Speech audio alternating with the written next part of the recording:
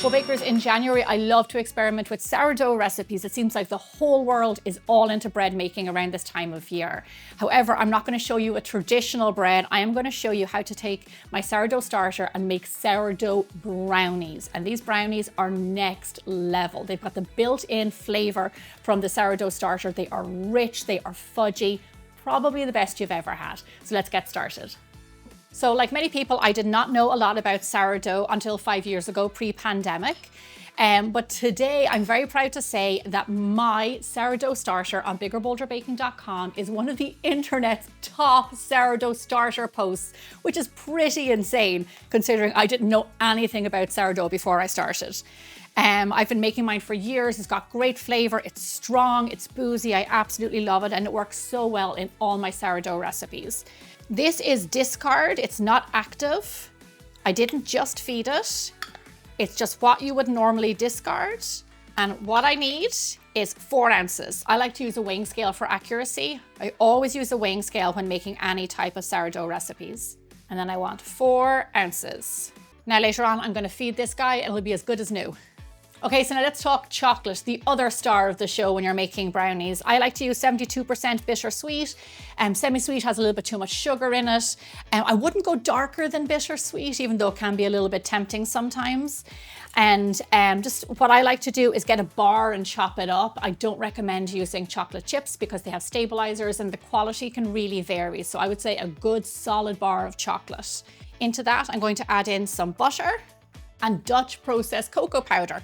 Now, in a lot of recipes, you'll see just, unsweetened cocoa powder, just regular cocoa powder that we use a lot of. But for these, because it's a special brownie with our sourdough starter, I'm going to use Dutch process. And I'll tell you why. Dutch process is smoother. It's been treated well alkaline and it's richer. It's a more intense chocolate flavor. And actually one of the things I love about it is the color that it makes your baked goods. Really dark, really intense, almost like so brown it's red. Like I just absolutely love it.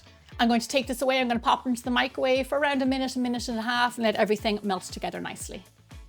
So my rule when melting chocolate in the microwave, and for all my recipes, I like to do it just, when there's still some lumps of chocolate, because if you overheat chocolate, it'll burn. And unfortunately that is unsalvageable. But if you kind of just melt everything together and there's still some lumps of chocolate, let it continue to melt outside the microwave with the residual heat. And then you'll just ensure no burnt chocolate. And the reason I like to add the cocoa powder in at this stage and not with the flour later is to hydrate it. Cocoa powder is liquid chocolate, dried. So you really get this intense smell from this batter already. I'm going to set this over here. So for this brownie recipe, normally I always do them by hand, but this time I need my mixer. I need a whisk because we are going to whip up our eggs, which are at room temperature because they whip up so much better. Our brown sugar. Always brown sugar in the best brownie recipes. It adds moisture, makes them fudgier. It also adds caramel flavors, complements the chocolate. Really delicious, not just for sweetness, people. And then next we're going to add in some white sugar. If you did all brown sugar, it would be too much. So that's why we like to do a balance of the both. So for brownie recipes, you do always like to do a balance of both, not just all white because you get less flavor and less moisture. Too much brown sugar will make it very heavy and not as nice. So a nice balance always works out really well. So now here's where the magic happens. We are going to turn this up to high speed and we're going to whip these ingredients until they're really lovely and thick for around 6 to 8 minutes or so. So you might be wondering, why am I going to the trouble of whipping it up? Like what result does it yield? And I will tell you, that lovely, almost like a thin skin, like a crinkle top that you get on top of a brownie, that comes from whipping up the eggs really, really well. Because what happens is you're almost creating a meringue-like texture. So when it bakes, you get almost like a chocolate meringue layer on the top. It's wafer thin. You often see it when you have like box brownies, which are absolutely delicious. So this is the result it gives you, and I think it's a really nice one. So we're going to whip this up for around 5 to 6 minutes on high speed. You want it on high speed because you want to get a lot of air into it and get it nice and thick. And that's time. Let's have a little look at this.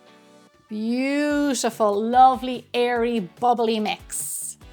Perfect foundation for a fudgy brownie. Now into this, we're going to add in our chocolate mixture, which has been cooled at this stage, waiting to go in. Our sourdough discard. This sourdough starter is around 6 months old. I will admit that the last one I lost in a fridge accident. I opened up the fridge one day and the jar had exploded. Literally had exploded, which I heard is rare, but does happen. So I wasn't shocked that it happened to me. So I had to start a new one. And this one actually I think has done better than the last one. So much flavor, makes great bread. And now brownies. Lovely, every last bit in there. And of course, some vanilla extract in next. And salt for yumminess. There we go. Give that a quick mix up on the machine again on a lower speed. While the machine is on low, I'm going to add in that little bit of flour that gives our brownies structure. With flour, we want to be very careful not to overmix as it can toughen and create gluten that we don't want, extra gluten in our brownies. So just mix it until it's combined just like that, low speed. And there you have it. Possibly the best brownie batter in the world. This is one incredibly thick batter. I don't know if I've ever made a brownie batter this thick. Look at that.